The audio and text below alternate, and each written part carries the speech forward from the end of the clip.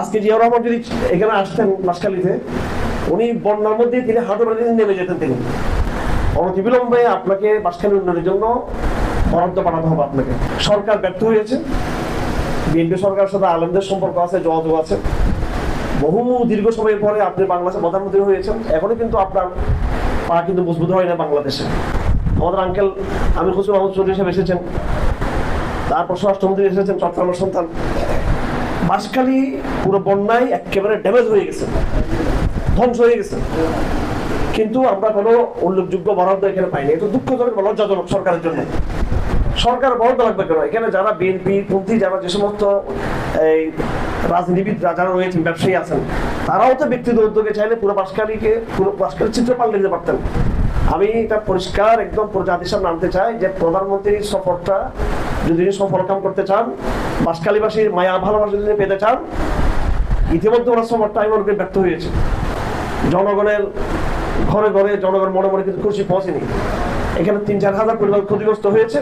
১০০ পরিবারকে সান্ত্বনামূলক আমরা ঘর বরাদ্দ আমাদের সরকার দিয়েছে। সেটা অত্যন্ত অপ্রতুল, একদম সেটা সামান্য। বন্যার ক্ষত এখন রয়ে গেছে। আমরা বন্যার প্রজেক্ট সামান্য কিছু শরিক হয়েছিলাম, যদিও একটা জহির ভাইয়ের এলাকা, তারপর আমাদের শরিক হতে হয়েছে।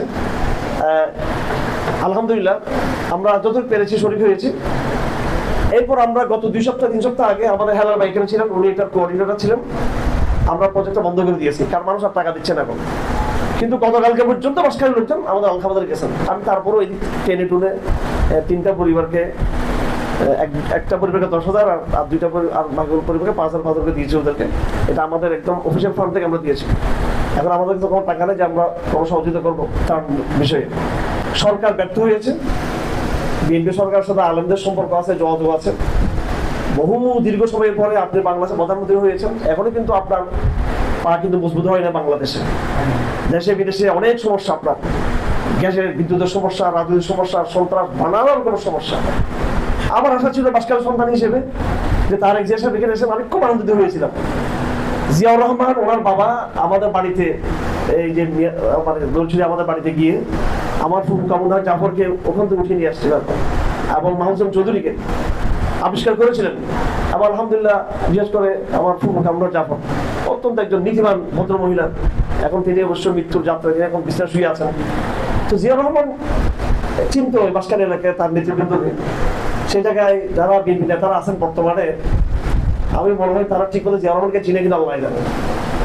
আজকে জিয়াউর রহমান যদি এখানে আসতেন বাঁশখালীতে, উনি বন্যার মধ্যে তিনি হাঁটু বেঁধে নেমে যেতেন। তিনি জিয়াউর রহমান থাকলেন।